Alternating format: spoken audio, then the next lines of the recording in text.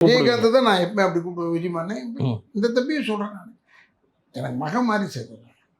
நாங்கள் விக்டோரியா ஹாலில் மெமோரியல் ஹாலில் ஷூட்டிங் எடுத்துக்கிட்டு இருந்தோம். அந்த ஒரு ஃபைட்டு சர்க்கார் படத்தில். அப்போ அவர் கூப்பிட்டாரு இல்லை. ஆனால் ஒரு நிமிஷம் வாங்க. அவர் கூப்பிட்டாருன்னு போனேன். என்னங்க தம்பி சொல்லுங்கள். நீங்கள் ஒரு சின்ன விஷயம் 1967 ஷூட்டிங் கேஸ் ஜனவரி 12 நடந்தது இல்லையா? ஆமாம்.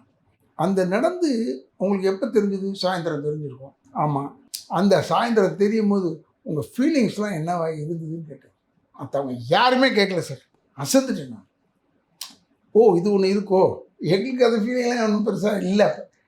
அது சொன்னேன். பட் எங்கள் அம்மா வந்து எங்கள் நாகரில் பாண்டிச்சேரியிலேருந்து வர சொல்லி உடனே வக்கீலை பார்க்கறது கூட அந்த வேலையில் இருக்குங்க. எங்கள் அம்மா வந்து தனலட்சுமி அம்மாள் எங்கள் அம்மா அது தெய்வம் சார். அந்த மாதிரி இருந்து எல்லாத்தையும் அப்படியே பிடிச்சி கரெக்ட் வச்சு உடனே வக்கீலை போய் பார்க்குறது, மோகன் குமாரமங்கலத்தை பார்க்குறது. அதாவது அந்த எம்ஜிஆர் அப்பா 2 பேருக்கும் அந்த துப்பாக்கி சூடு சம்பவத்தை வந்து விஜய் வந்து கேட்குறாரு. இந்த உணர்வு எப்படி இருந்தது? உணர்வு உங்களுக்கு எப்படி இருந்து ஃபீலிங்ஸ் என்ன, வீட்டில் என்ன மாதிரி இருந்தீங்க?